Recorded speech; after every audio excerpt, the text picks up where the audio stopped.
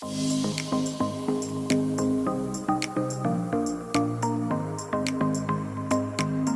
Superbrains, this is your coach Jim Quick, and I'm so excited to provide this bonus for all of you right now. It's the one you've been asking for and waiting for. How do you read faster? I have so much to read. I have books on my shelf. It becomes shelf help and not self-help. Help me, Jim, to be able to get through all of this reading. And I don't just want to read it fast and increase my speed. I want to read it smart. I want to have better focus. I want to understand what I read. I want to be able to retain what I read. And if this is you, you're going to absolutely love this crash course. So what I'm going to do over the next few minutes is give you the fundamentals on how you could read with greater speed, efficiency, confidence, and retention. Now, in order to do this well, I need this to be interactive. So I'd like you to grab a book. You need a book for this so that you could practice, because I want this, as always, to be experiential for you, because I don't want this just to be theory, right? You're a super brain. Super brains know that it's all about active learning, that learning is not a spectator sport and reading is not a spectator sport. So grab a book you've always wanted to read and let's do this together. Now, I'm going to give you a quick review of some of the fundamentals. And the goal is, when I'm explaining this to you, not only do I want you to do everything I'm saying, but I want you to learn it as if you're going to teach this to somebody else. Because ideally, you're going to do this with a reading buddy, meaning that you have a partner to do this with, so you keep each other accountable along the ways. So learn it as if you're going to teach it to a family member, to a friend, to a coworker. And when you teach it, you get to learn it twice. Because I want you to be a coach. I don't want you just to be absorbing this information. I want you to be able to pass it on and pay it forward to other people as well. So you have a book, and what I want you to do right now is we start with a base rate. Rating is just like typing. We do it in words per minute. That's how we measure it. Because in order to be able to manage something, you have to be able to measure it properly. And I'm going to give you a couple of brain hacks, some really solid tips and techniques on how to improve your super brain so that you could read faster. But how do you know if it works if you don't know what your starting point is? So what we're going to do is we're going to find out what we call your base rate. What is your base rate for reading? And so grab the book right now, and I want you to turn to the first page of where you left off. If it's a new book, start from the beginning. If it's something that you're currently reading, pick up right now where you left off and put a little mark in the margin, and that's your starting point. And what we're going to do is I'm going to have you read for full comprehension for exactly 60 seconds. Do not start yet. For exactly 60 seconds, when I say begin, you're going to read until I say stop. And when I say stop, you're going to put a mark in the margin, and then you're going to count the lines that you just read, and that's going to be your starting point. So are you ready? Open up the page to the very first page where you left off, or if it's a fresh book, start on page 1 and get ready and read for full comprehension. Begin.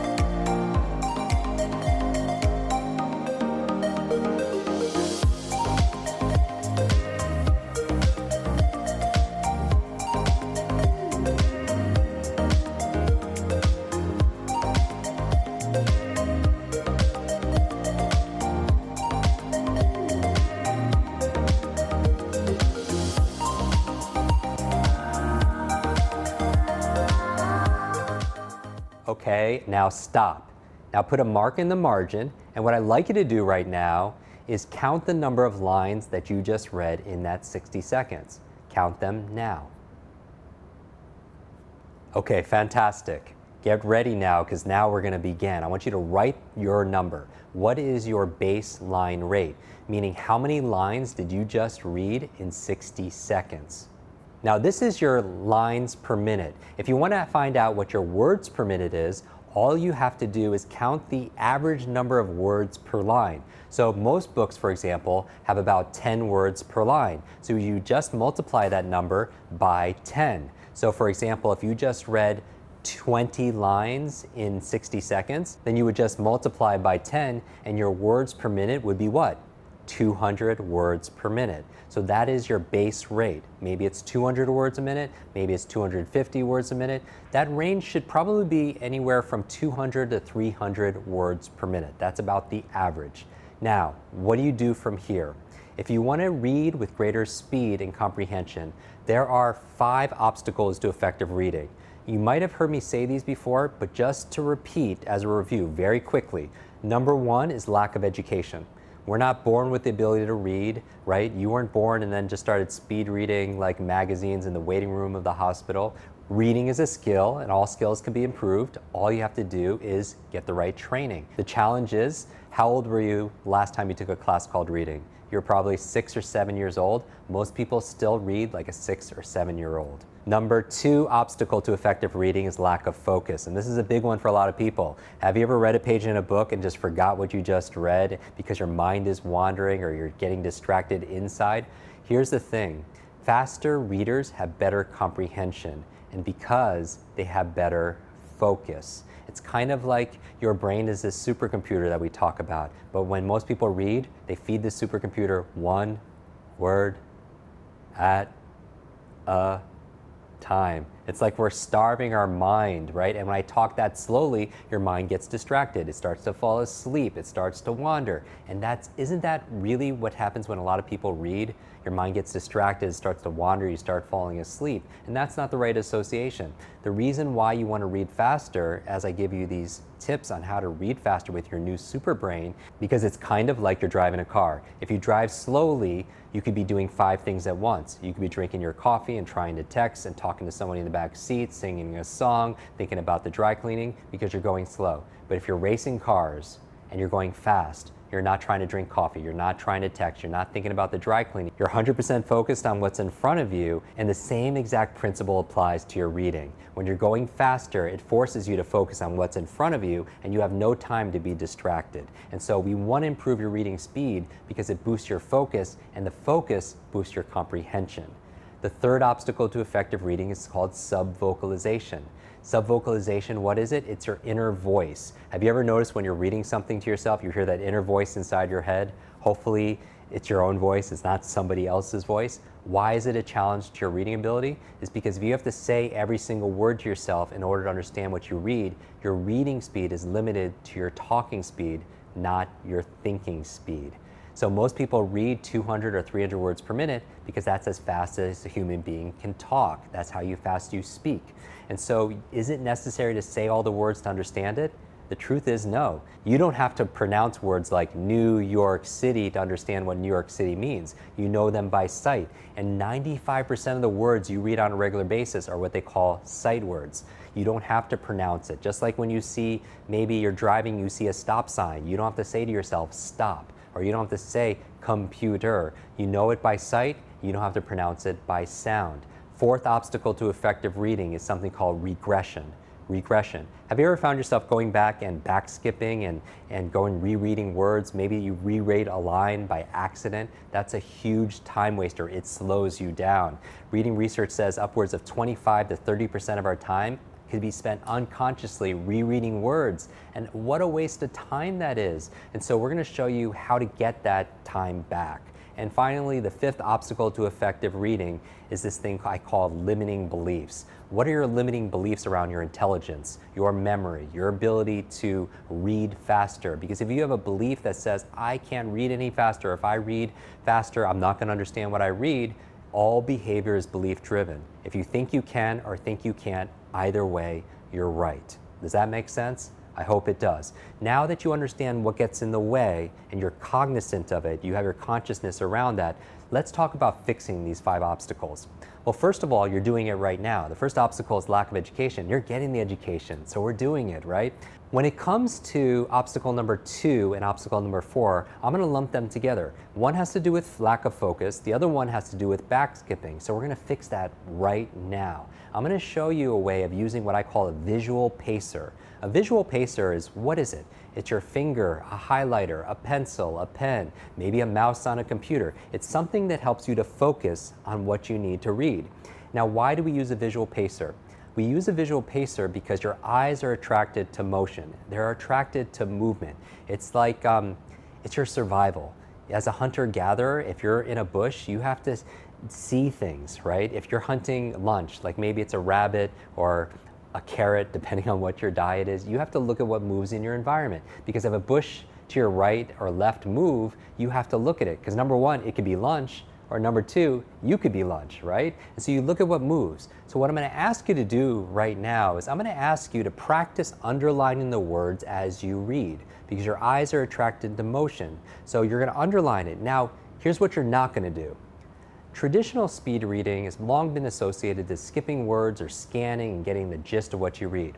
You know, my students and clients, they're top political leaders, they are medical doctors, they are attorneys. I don't think you want your medical doctor to get the gist of what she's reading, right? And so they teach you to take your finger and go right down the page. The problem is you miss everything on the other sides of the pages, right? Or they make you do S forms or Z forms. You miss big gaps. I'm not saying to do any of that. I'm saying what you want to do is underline everything, and you don't have to touch the page. So if it's a screen or it's a book, you don't have to touch it directly. Just right above it, just underline those sentences that you are reading. And what you'll find is, here's the benefit. You'll improve 25 to 50%. Is that a little bit or a lot? That's a lot, right? Because reading takes time, and even time people say is money, so that saves you a lot of time and a lot of resources. So let's do this together. I just want you to pick up where you left off, and I just want you to practice a little bit. You could just underline the words as you read using your finger. You could either do it one of 2 ways. You could either just use your index finger and just underline the words like this, or what some people will do is they'll make like an okay. Like reading is okay. And so just use the highest finger and just kind of like brush back and forth. And as you're doing it, just practice looking right above the dominant finger as you read. And so when the finger goes left and right, just follow it left and right on the page. That's all you have to do. So if you need to, it might be good for you just to pause this and take a couple of minutes on your own time and just feel what it feels like. You know, you're doing this for the very first time. Just feel what it feels like to underline the words. You don't have to understand what you read. Just focus your eyes right above your finger and feel what it feels like. Do this now.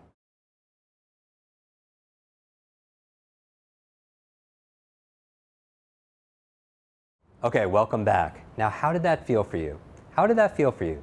For some people, it's like, oh, that felt a little awkward, or maybe it felt a little different. Maybe it felt a little weird, right? Because you've never done it before. And some of you are like, oh, this is kind of neat. I'm actually focusing better. I'm actually understanding what I was reading at that time. No matter where you are, the good news is the goal is progress. We are going to make regular progress together. And so just to fine tune this a little bit, let's say I have this book here by Vishen Lakhiani. Great book, I highly recommend it. It's called The Code of the Extraordinary Mind. And what I want you to do in terms of the mechanics of it is when I'm underlining the words, I notice when some people do this, what they're doing is they're using their finger like this, kind of going back and forth like this. Now, is this a small or a big muscle? It's a small muscle. What I prefer you to do is actually just use your arm more, a little bit more. Now, it depends if you're reading in bed or you're reading on the train or on a plane, or depending on your environment that promotes this. But if you can, just go and use your whole body here, using your whole arm and just underlining what you read like this, left to right. Now, another brain hack to help you with this, to increase your speed dramatically, is you don't have to go all the way to the left margin and all the way to the right margin, because you have this thing called peripheral vision, right? Peripheral vision allows you to see a little bit to the left, a little bit to the right, as opposed to foveal vision, which is your focus vision. Now, when you're reading, every single stop you make on these words, they call it a fixation. A fixation. And what we want to do in order to optimize your time is you don't have to go all the way to the left and all the way to the right, because as you're going left to right and you're using your finger while you read, you don't have to go all the way to the end of the right side of the margin. You don't have to, because your peripheral vision actually picks up that last word without even going that distance. And when you come back to the left, you don't have to go all the way to the left margin, because your peripheral vision, which is like the vision that you see from the left and to the right, even when you're focused, can still pick up a word or two. So to save extra time, practice going from your left to right, but indent a little bit on each side to the point where without any strain, you can still see the words. Does that make sense? The other thing in terms of hacking physiology and the book, some people put their book right in front of them, like on a desk, and they keep very visual posture. We talked about this in Superbrain, how important it is to be upright in visual mode. The challenge is, if you do this, when you're looking at the book, you're looking at it from an angle, right? So are the words bigger or smaller from that perception? From that point of view, they're smaller, right? And so what some people do as a bad habit is they collapse, and to make the words look bigger. But the challenge when you collapse, we learned this in Superbrain, what are you doing? You're collapsing your diaphragm, right? You're getting out of visual mode, which is reading is a visual activity. You're collapsing your diaphragm. We know the lower 1/3 of your lungs absorbs 2/3 of the oxygen, so people get tired. So instead of collapsing this way with your body, don't move your body, move the book. Right? So hold it at an angle where you can maximize the size of the words and the letters, because that makes it easier to read, especially if you're reading for 10, 20, 30 minutes, because you don't want to tax your eyes, right? So now what we're going to do is we're going to see your new base rate using your finger this time. I'd like you to pick up where you left off, put a little mark in the margin of your starting point, and we're going to time you now for another 60 seconds. Another 60 seconds, and then I'm going to call time, and then you're going to count the number of lines you just read, and let's see if there's a difference. Begin now.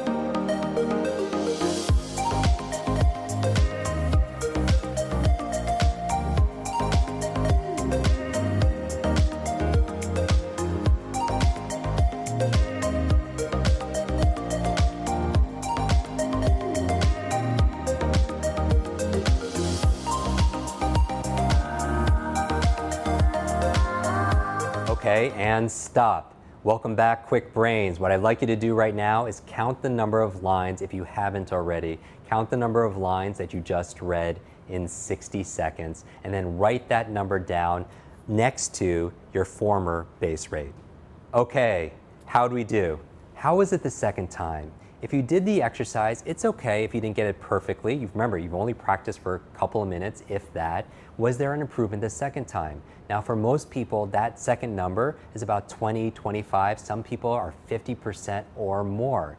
Now, the goal is, the reason why it works is your eyes are attracted to motion, and you have better focus, which was the second obstacle. And the fourth obstacle was back skipping. So we're eliminating your bad habit of going back and rereading words, and that's why it works. Now, finally, when it comes to this thing called subvocalization, that's one of the biggest challenges, right? Saying the words to yourself. So there are a couple of hacks for this in order to be able to break the pattern of saying the words to yourself. Now, first of all, let me say that you'll never completely eliminate it.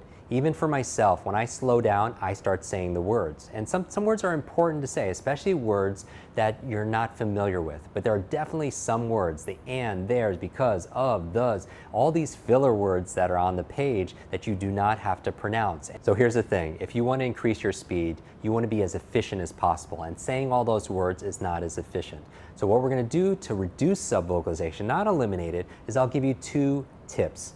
Number 1 tip is, as you're reading, some people actually move their lips while they read. And so breaking that pattern helps. So some people, in order to break that pattern, what they'll do is they'll chew gum. Some people, what they'll do is they'll bite on their knuckles. I don't think it's very sanitary, or bite on a pencil, because it interrupts the pattern. Does that make sense? When some people are reading, they'll move their lips, and anything you can do to break that pattern. The second tip you could do to reduce subvocalization is you could count. What do I mean by that? Your inner talk is your inner subvocalization. To interrupt that, what you're going to do as you're reading is you're going to count inside your mind, or even out loud as you're reading something. You're not going to say the words. Instead, what you're going to do is go 1, 2, 3, 4, 5, 6, 7, 8, and so on. You're either going to do it out loud or internal. Now, some of you will think this is very confusing, and it will be for many of you confusing at first. But the idea here is if you're counting inside, you can't be subvocalizing the words to that book at the same time. Now, this takes practice. This takes practice, so don't expect to get this right away. Because in order to train yourself to be a super reader, right, a quick reader as I call it, it takes about 21 to 30 days of daily practice. So don't judge it just on this practice alone, but have faith in yourself. Just like as you improved your focus and your memory and your critical thinking, all the wonderful benefits that have come out of your super brain, this will come to you also as well. But the key is to be consistent about it. And I'll leave you with this. This is more of an advanced technique. I call it 4, 3, 2, 1. 4, 3, 2, 1. And what I'm going to ask you to do, you're going to do this on your own time, is this. You're going to read something, a passage, for 4 minutes. Set your alarm on your phone to go for 4 minutes, and then mark the margin when you start and mark it when you end. And then what you're going to do is you're going to go to 3 minutes. So you're going to change your alarm to go off in 3 minutes, a 3-minute countdown. And then what I'm going to ask you to do is reread what you just read in 4 minutes, but this time do it in 3 minutes, and it's going to feel faster. Now, you're not going to understand quite as much because it's faster, but we're going to train your speed. Next, you're going to change your alarm now to count down from 2 minutes, and you're going to reread what you read in 4 minutes and 3 minutes, but this time do it in 2 minutes. The goal is to get to the end in 2 minutes. That is your goal. And now this is going to be hyperspeed, right? Because you're going to literally force yourself to go twice as fast. And you're like, Jim, why am I doing this? You'll see in a moment. The 1, you know what that is, right? Is to change your countdown to 60 seconds, 1 minute. And you have to. The prime directive is to get to the end in 60 seconds. What you read in 4 minutes, 3 minutes, 2 minutes, the same passage, you have to now do in 1 minute. So when the alarm goes off in 1 minute, you have to cross that finish line. Now, you will not understand anything that 4th time. But what you're training you to do is this is a speed drill exercise. It's kind of like a personal trainer forcing you to run 2 times faster and 4 times faster. How would you do it? When you came back down, whatever your new speed is, it would be faster. You wouldn't quite hit it 4 times as fast, but when you normalize to where you normally are, there'll be an increase, right? And so do that, and what you're going to do after that, the 4, 3, 2, 1, is just read again for 60 seconds using your finger, just like you've done throughout the entire time, and 60 seconds, count the number of lines you just read, and you'll find your new base rate will be higher than your previous base rate because you start training your brain to accept information faster. And just like a muscle, it'll adapt. Same thing with your reading muscle. So super brains, that's your homework. Practice using your finger while you read. Number 2, schedule your reading every single day, because if you don't schedule it, it won't happen. Number 3, practice some of the tips on reducing subvocalization. And number 4, what I want you to do is try the 4, 3, 2, 1. If you really want to push yourself and stretch yourself, practice the 4, 3, 2, 1 every single day and test yourself afterwards and see if there's a big jump on your reading speed. I appreciate you watching this, and remember this. Leaders are readers. Read 20 minutes a day will make the biggest difference in your life. It'll help to activate more of your super brain.